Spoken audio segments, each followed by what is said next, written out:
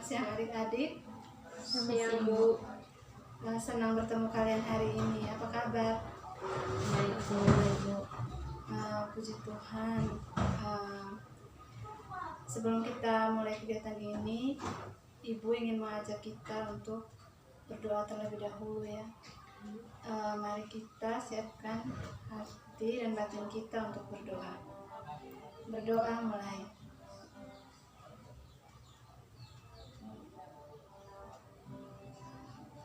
Doa selesai.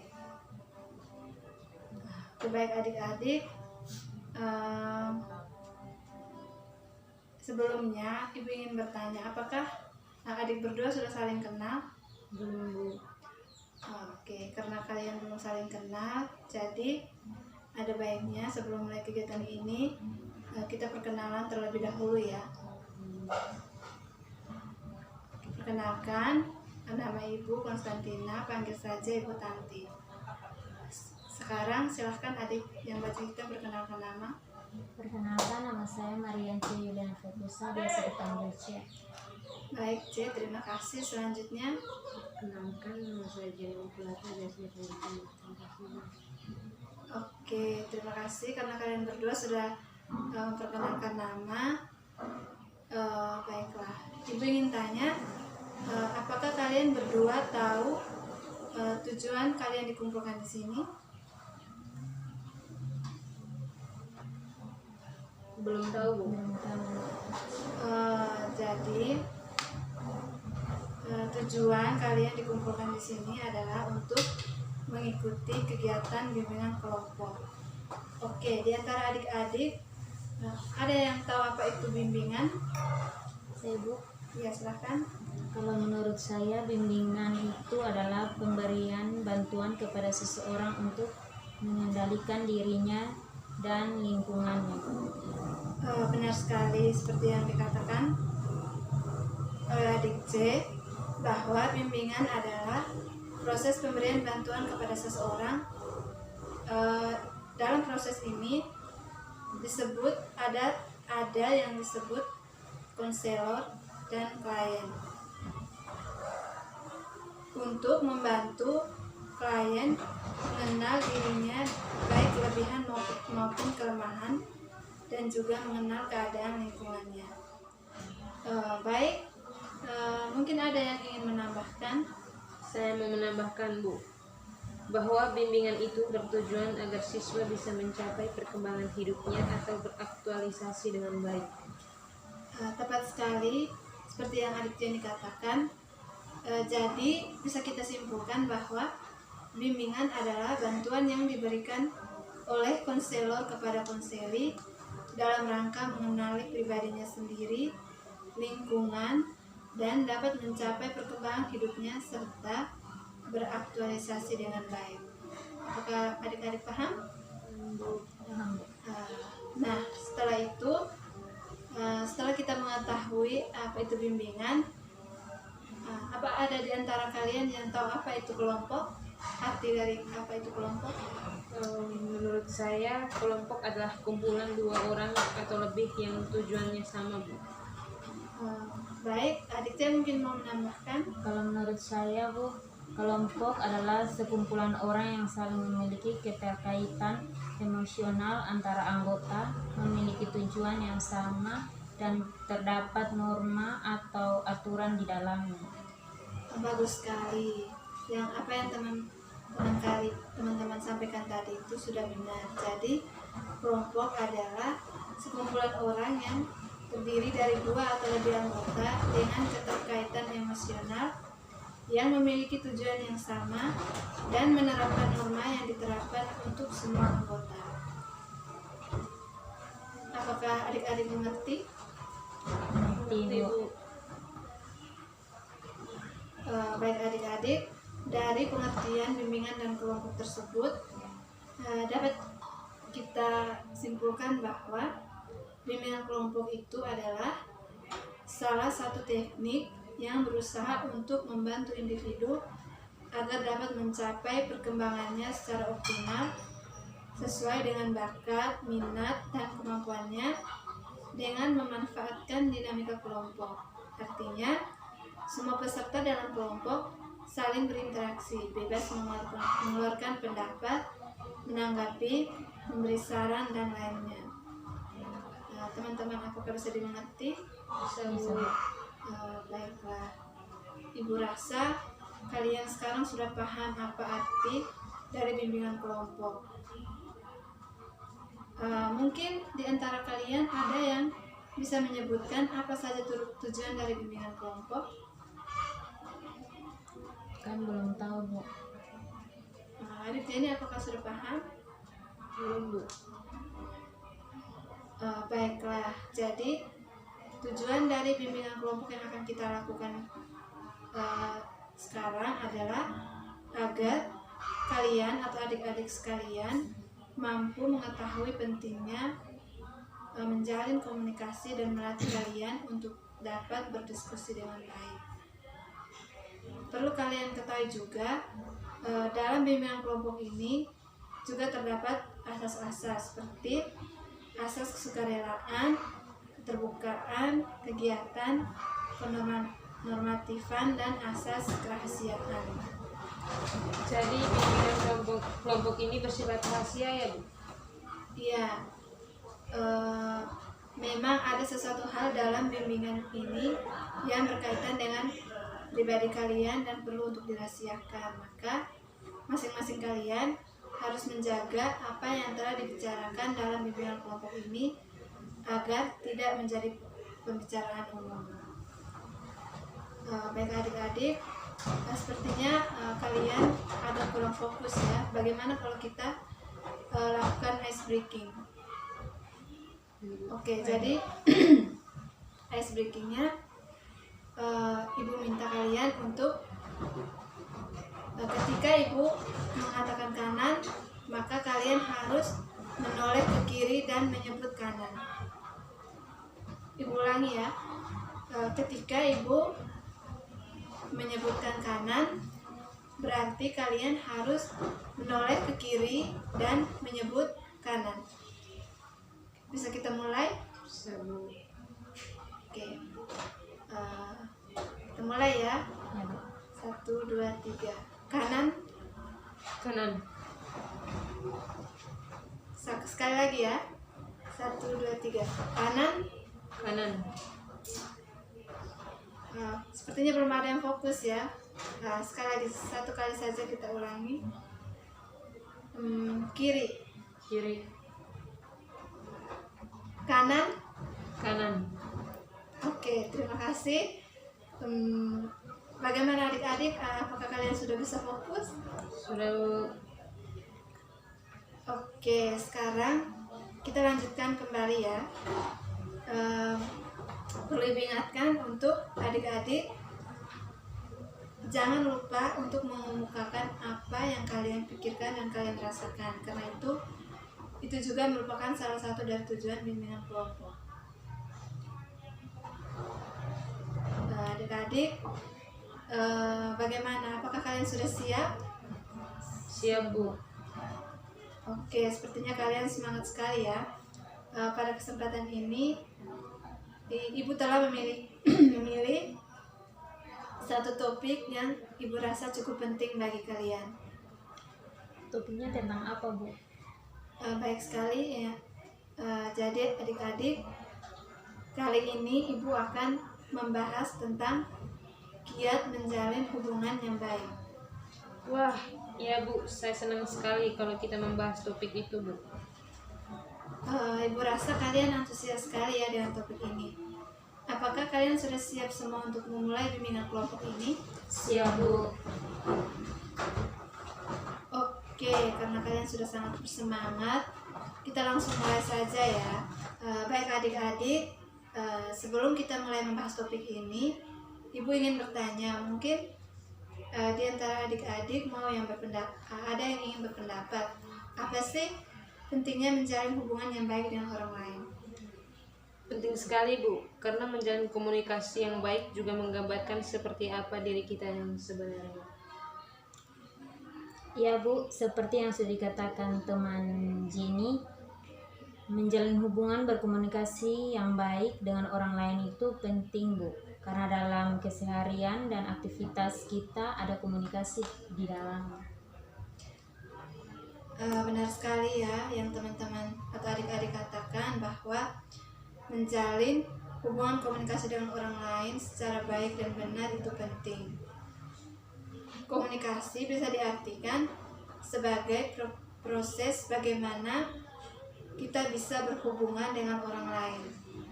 Pertukaran informasi, saling mendengar, dan berbicara sudah menjadi alasan terjadinya suatu komunikasi. Salah satu motivasi kita yang paling kuat adalah berhubungan dengan orang lain. Dalam hal ini, kita membina dan memelihara hubungan yang baik dengan orang lain. Kita merasa dicintai dan disukai, dan kemudian kita juga ingin mencintai dan menyukai orang lain. Kita menghabiskan banyak waktu dan energi untuk membina dan memelihara hubungan sosial. Kita berkomunikasi dengan teman dekat kita, misalnya di sekolah, di kantor, dan bisa juga melalui media-media komunikasi. Kita juga sering berbincang-bincang dengan orang tua, anak, teman-teman, ataupun saudara-saudara kita. Oke adik-adik, di antara adik-adik sekalian pasti pernah kan menjalin hubungan dengan orang lain? Pernah, Bu. Dengan siapa misalnya? Dengan orang tua dan teman-teman. Iya, pastinya kita sudah pernah menjalin hubungan komunikasi dengan orang lain. Ibu ingin bertanya, apakah kalian sudah menjalin hubungan yang efektif dengan orang tua atau teman kalian? Kami belum tahu pasti apakah hubungan komunikasi yang kami jalin selama ini sudah efektif atau belum, Bu. Iya, Bu, saya sependapat dengan teman Jenny. Oke, terkadang kita tidak menyadari bahwa kita sedang melakukan komunikasi. Tidak ada manusia yang tidak pernah berkomunikasi ya, kita tahu pasti. Sayangnya tidak semua orang tahu bagaimana cara membangun komunikasi yang baik dan efektif. Sangat banyak metode komunikasi yang bisa kita gunakan, diantaranya dengan menggunakan bahasa tubuh misalnya. Kemampuan untuk membuat orang lain terpengaruh atau terjadi persetujuan adalah hasil dari metode dalam berkomunikasi. Berikut Ibu akan memberitahu kalian tentang kiat menjalin hubungan komunikasi yang baik dan benar serta efektif. Apa adik-adik siap untuk menerima materinya? Siap, Bu. Oke, kita mulai saja ya. Jadi Ibu akan berikan beberapa kiat-kiat cara menjalin hubungan komunikasi yang baik dan benar serta efektif. Yang pertama itu selalu menghargai siapa yang berkomunikasi dengan kalian. Penelitian telah menyepakati bahwa setiap manusia ketika mendapatkan informasi sedikitnya membutuhkan waktu kurang lebih 8 detik, dan setelah itu akan diabaikan karena ada informasi berikutnya. Apalagi saat ini sudah banyak sekali media informasi yang bisa diakses dengan mudah. Smartphone, internet, majalah, dan koran adalah salah satu contohnya. Untuk berkomunikasi yang efektif, kita perlu menghargai setiap lawan bicara. Siapapun yang sedang berbicara dengan kita kadang lebih paham tentang sesuatu hal. Menghargai pembicaraan mulai dari awal kita menyapanya. Jangan pernah terlalu sering membuka ponsel kita ketika sedang berkomunikasi. Jadi misalnya kita ingin berkomunikasi dengan orang lain, usahakan kita menghargai apa yang dia bicarakan. Jangan sibuk sendiri dengan urusan kita, karena hal itu dapat membuat lawan bicara kita menjadi kurang nyaman. Yang kedua itu, perhatikan dengan baik intonasi dan gaya bahasa yang digunakan. Kita harus lebih menyadari tentang intonasi nada yang kita gunakan saat bicara. Tidak masalah jika kita tampil natural saat bicara, tapi tetap perhatikan intonasi bicara yang digunakan. Jika memang penjelasan itu harus terstruktur, gunakan tata bahasa yang jelas dan mudah dipahami. Ketika memang harus ada penekanan nada untuk meyakinkan, gunakan ekspresi yang membuat orang lain langsung mengerti dengan apa yang kita katakan. Selanjutnya, mengerti dengan apa yang dibicarakan. Jadi adik-adik, mengawali satu komunikasi tentu kita harus mengetahui terlebih dahulu tentang topik apa yang dibicarakan ya. Kalaupun teman-teman belum mengerti dengan topik apa yang ingin dibicarakan, tidak masalah untuk mengganti topik lain ataupun sebaliknya. Ketika lawan bicara kurang paham dengan topik, boleh ajak dia untuk mengganti ke topik lain. Tapi jika yang dibahas adalah bentuk penjelasan, maka kalian harus sama-sama belajar dengan topik yang ingin dibahas tersebut. Jangan sampai antara kalian itu terjadi miskomunikasi. Yang keempat itu, berkomunikasi harus membentuk suatu keselarasan. Cara membangun komunikasi yang baik dan efektif yang berikutnya, yaitu untuk membentuk keselarasan. Adik-adik, akan percuma jika dalam berkomunikasi tidak ada suatu keselarasan. Dalam komunikasi itu tentu punya tujuan untuk membantu hubungan semakin erat. Bukan debat kusir yang menyebabkan percekcokan. Bersikap terbuka saat berbicara sangat perlu, tidak perlu ditahan, dan berbicaralah secara spontan dengan ekspresi yang meyakinkan. Berikutnya, perhatikan bahasa tubuh dan detail ekspresi saat berkomunikasi. Ada satu teknik yang ampuh digunakan saat berbicara dengan lawan bicara kita, yaitu teknik mirroring. Adalah teknik menyelaraskan bahasa tubuh kita. Teknik ini dilakukan dengan cara mengikuti gerak tubuh dari lawan bicara kita saat berkomunikasi. Jangan sampai teknik ini usahakan jangan terlalu kelihatan atau kentara ya. Perlahan-lahan saja kalian ikuti gerak tubuhnya. Perhatikan mata, alis, dan bibir. Hal ini terbukti membuat dia tertarik untuk bicara dengan kita. Berikutnya itu, komunikasi harus diisi dengan memberikan saran dan kritik. Kemampuan komunikasi memang bertujuan untuk menyampaikan atau bertukar informasi. Dalam komunikasi itu kadang-kadang berisi kritikan. Kritikan itu biasanya ada yang bersifat positif, ada juga yang bersifat negatif. Namun, apapun kritik yang diberikan oleh lawan bicara kita, usahakan untuk selalu menerimanya dan usahakan untuk menghargai setiap apa yang dibicarakannya. Berikutnya, pastikan yang dibicarakan jelas dan tidak sembarang lompat tema.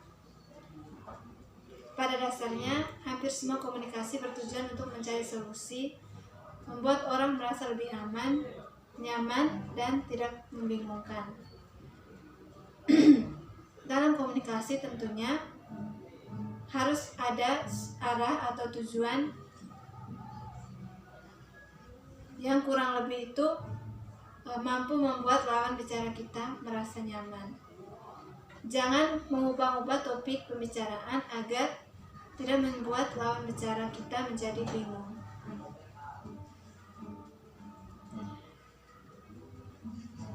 Yang berikutnya, pelajari tanda-tanda seseorang mulai tertutup. Hal ini perlu karena merupakan hal yang wajar ketika seseorang tidak ingin melanjutkan berkomunikasi dengan kita, mereka cenderung defensif atau bertahan dengan gaya bicaranya, mulai berhati-hati. Bisa juga dilihat ketika sebelumnya dia mau melihat dia berkomunikasi dengan kita, selalu melihat muka kita, namun pada akhirnya dia mulai mengubah arah pandangannya. Berarti lawan bicara kita sudah mulai merasa tidak nyaman dengan topik yang kita bicarakan. Maka ketika melihat tanda-tanda seperti itu, kita perlu untuk mengakhiri pembicaraan kita. Yang terakhir itu, tetap sisipkan kalimat pertanyaan dan hubungi dengan sesuatu yang lucu. Ini sangat penting dan memang harus diperhatikan. Ketika berkomunikasi dengan seseorang, kita harus tahu bahwa yang dibicarakan tersebut adalah mempengaruhi perilaku seseorang. Jika memang tema yang dibicarakan adalah pembicaraan yang serius, agar tidak terlarut dalam ketegangan, berilah sedikit lelucon segar agar suasananya mencair. Tapi sekali lagi perlu diperhatikan tema pembicaraan kalian. Kalau memang tidak harus diisi dengan lelucon, berarti memang pembicaraan tersebut sangatlah penting. Baik adik-adik, Ibu kira itu beberapa tips yang dapat Ibu berikan kepada kalian dalam hal bagaimana menjalin hubungan komunikasi yang baik dengan orang lain. Baik adik-adik, apakah penjelasan dari Ibu tadi dapat dipahami dengan baik? Syukurlah, Ibu harap kedepannya kalian dapat mengaplikasikan kiat-kiat tadi untuk menjalin hubungan komunikasi yang baik dengan orang lain. Baik, Ibu. Baiklah, Ibu rasa pertemuan kita kali ini cukup sampai di sini. Terima kasih untuk partisipasi kalian. Silahkan kalian melanjutkan kegiatan kalian. Tapi sebelum kita menutup kegiatan kita, ada baiknya kita berdoa ya. Mari kita menyiapkan hati untuk berdoa. Berdoa mulai. Berdoa selesai. Oke adik-adik, silahkan kalian boleh beristirahat dan lanjutkan kegiatan kalian ya. Baik, terima kasih. Terima kasih.